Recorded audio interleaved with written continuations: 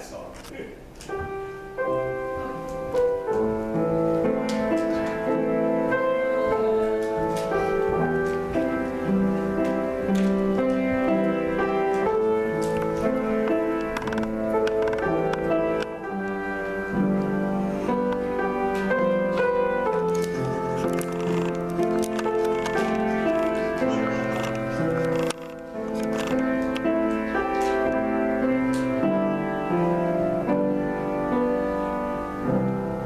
Very good. Give her a hand.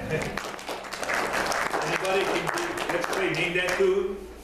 Lamb of God, yes. Aren't you glad that we have a Lamb of God that took away the sin of the world so that we don't have to die? And we know that we all deserve the death that Jesus paid for us. And we have to be grateful for what he did for us on our behalf. I have a little slide here, and how many of you were in the Scouts, Boy Scouts growing up? Anybody? Am I the only one? Well, you know, the Scouting program was a very good program, and it was a godly program because one of the things, in fact, the law says that the last one is that the Scout is to be reverent. And we know that with politically correctness and all this, I guess, acceptance and being tolerant of everybody else's, what we would consider as a negative point of view on, I guess, the politically correctness that goes on in society. And we know that the Boy Scouts finally caved into the gay agenda. So you can imagine hiring scout or having scout masters that are gay working with our young boys. But one of the things that I remember is a motto, and that is to be prepared. The other one is the slogan, which is do a good turn daily. And you know, nothing wrong with those things, right? But the thing is that I think we have gotten so far away as society, our society, from the roots of what made this nation great in our scouting programs, in our sports, and everything else. And again, I think we're starting to get back. It's taking a lot to get back where we need to be, but we're still far away. And I think what we need to do as Christians is we need to be prepared of what lies ahead. And I think, again, is that Christians have been so apathetic, or I guess, I remember when we had conversations, you don't talk about certain things at the dinner table, right? What are those things that you don't talk about? Is what people say. You don't talk about politics and religion. Now, if you don't talk about the things that are really important for our society to exist, then where are you going to be influential to other people about what your belief is? See, the thing is that we think we can separate politics and religion from our life and still be okay. But you know what? We've become so passive on what is the truth that we have come to the point where we have basically, as a society, rejected the truth because there's people that are vocal. They call it the squeaky part gets the oil, right? The people that make the loudest noise get their way. And it can take only one person, like Madeline O'Hare. How many of you heard of that name before? What did she do? She took prayer out of schools. And I'm glad that we have a president and we have a governor that is saying, no, that's not the way it was intended by our founding fathers. In fact, if you read history and see the thing about education, whoever controls education controls our society. And that's what they have done, is our education system have been so brainwashing to our youth that by the time our youth grow up, guess what happens? They reject God. And when I think about, even when I was doing youth ministry in Gearing, how Christians, youth, were on fire for the Lord. But what happens is they get into the universities, and all of a sudden, the universities are teaching a false religion. Basically, it's a religion. And they're teaching your kids to reject God. There is no God, is what they say. And to exchange the truth for a lie. The things that we grew up ingrained in our knowledge of who God is and about creation, that God is the one that created us. And we have exchanged that as a society to say that we evolved and that survival over the fittest, get rid of the unwanted. And one of the big things about abortion is we want to eliminate the trouble. So we call young kids trouble babies, trouble because, you know, we had this thing and we don't want this baby because it's a burden to us. I can't finish my schooling, or I'm just starting my career, so I'm pregnant, so get rid of the baby, get rid of the problem. And I know there's people that are fighting strong to get it turned around so that we care more about life. Right? Remember, Jesus says, I come to give life, an abundant life. The thief comes in to kill, steal, and destroy, but I come to give an abundant life. The best life possible. And when we look at our society today, there's people that are just in depression because they're chasing after what the world has said that we need to chase after. The things, the nice houses, the nice cars, things. And we have lost sight of what is most important. That is serving a living God who loves us. Who loves us so much that he was willing to send his own son to die for us. And so what I want to tell you today is that we need to, as Christians, be prepared for what is to come. I want to show a little video, and this has nothing to do with Christianity, but it does, in a sense, so, right? So you know you're in trouble if midway through the trip, your Uber driver turns to you and says, do you know how to get there? So I'm in New York right now. I'm driving back to New Jersey. Tomorrow in New Jersey, I'm going to be speaking to a pharmaceutical company about the myth of multitasking. And what I just said about the Uber driver turning to me asking if I knew the directions happened this morning on my way into New York. I'm a country boy. I'm from Salt Lake City. I don't know a thing about New York. So the idea that, he's asking me how to get around, at first it was a little bit of a cause for concern. Then I was nice. I pulled out Google Maps. We gave him the directions, me and Google. It made me think about a principle that I teach a lot. And the principle is, to be successful, you need to do what you say you will do when you say you will do it. And I want to ask you, what does it mean to be prepared in your industry, your career? In the Uber driver's case, it meant to have a working phone with GPS.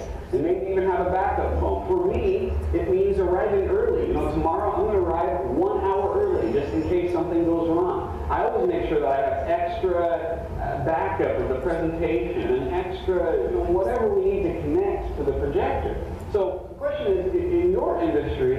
are you prepared, and what does it take to be extra prepared to make sure that you're never caught off guard? Sometimes people think it's their industry or their career that determines their success, but I don't believe that that's true. I believe that you can be successful in any career.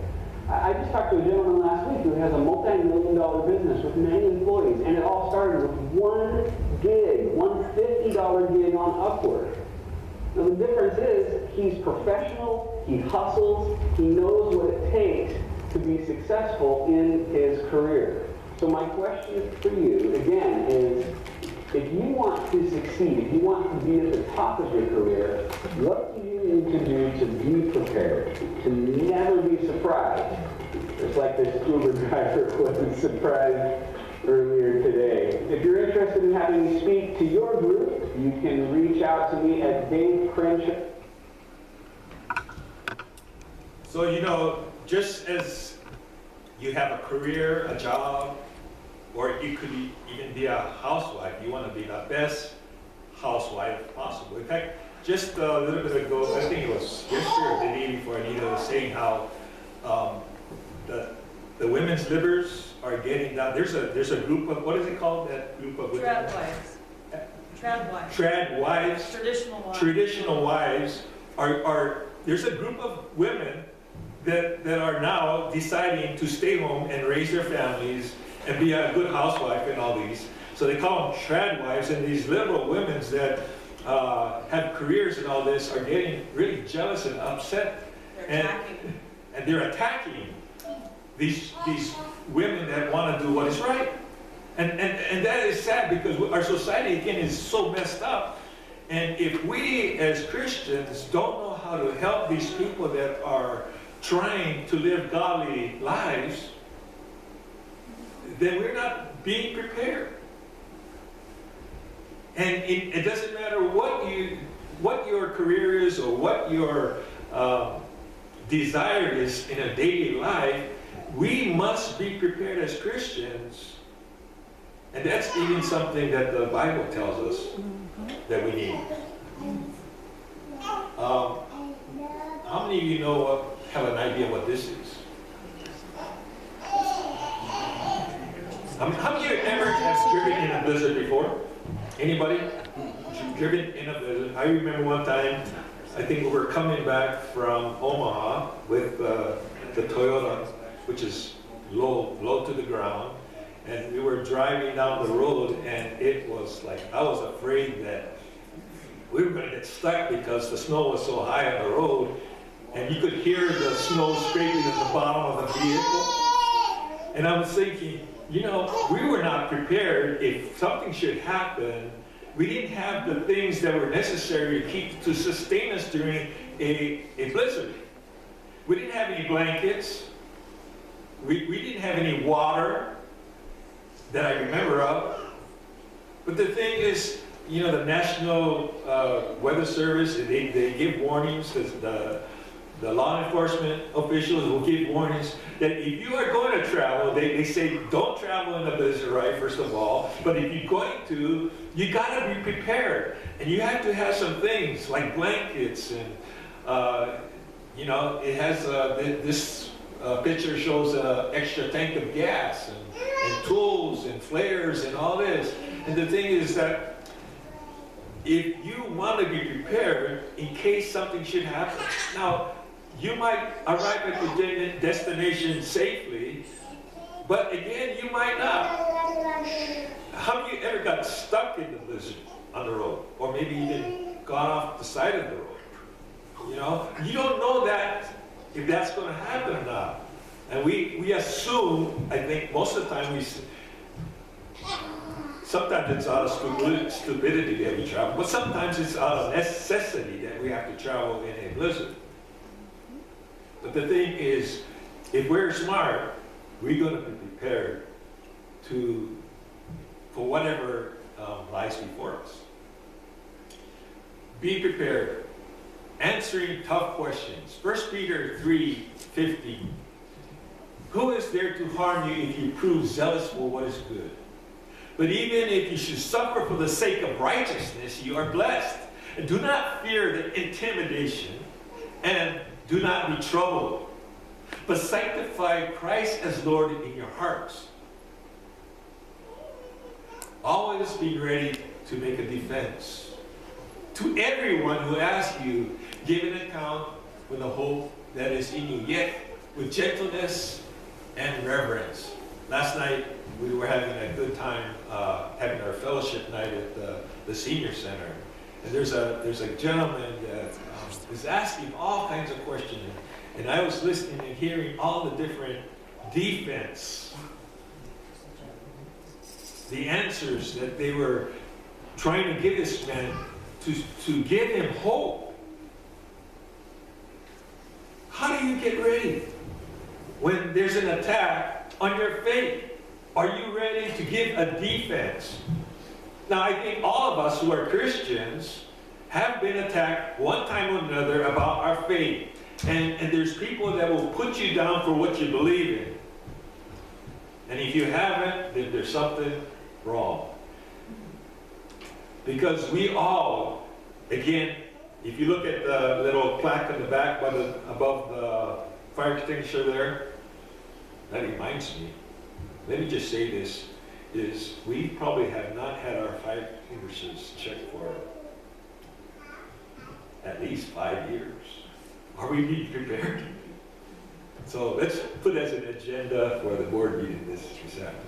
Are we prepared for something in case it happens? You know, the fire extinguisher is not just for decoration. It's there so in case there's a fire, we can put out the fire. But above that, getting sidetracked, is the statement. And what the statement basically says that we as a church, it is necessary for we as a church to take the message of Christ into our neighborhood and out into the world. And I believe we're doing that. But like the Apostle Paul, he says that I see the good you're doing, but you need to excel still more. Don't just go along with the flow and just expect it to happen, but we have to be ready, because you never know when you're going to have the opportunity to share Christ with somebody. It says, and keep a good conscience, so that in the thing in which you are slandered, those who revile your good behavior in Christ will be put to shame. For it is better if God should will it so that you suffer for doing good, doing what is right, rather than for doing what is wrong. For Christ also died for sin once for all, the just for the unjust, so that he might bring us to God, having been put to death in the flesh, but made alive in the spirit, in which also he went and made proclamation to the spirits now in prison, who once were disobedient when the patience of God kept waiting in the days of Noah during the construction of the ark, in which a few, that is 8 persons, were brought safely through the water. Corresponding to that, baptism now saves you. Not the removal of dirt from the flesh, but an appeal to God for a good conscience through the resurrection of Jesus Christ, who is at the right hand of God, having gone into heaven after angels and authorities and powers had been subjected to him. Being ready is something that even Jesus himself said that we have to be ready. And he gives the parable of the 10 virgins. Then the kingdom of heaven will be compared to 10 virgins who took their lamps and went out to meet the bridegroom. 5 of them were foolish and 5 of them were prudent. And for when the foolish took their lamps, they took no oil with them. But the prudent took oil and flask along with their lamps. And now while the bridegroom was delaying, they all got drowsy and began to sleep. But at midnight there was a shout, "Behold, the bridegroom! Come out to meet him!" Then all of those virgins rose and trimmed their lamps. The foolish said to the prudent, "Give us some of your oil, for our lamps are going out." But the prudent answered, "No, there will not be enough for us and you too.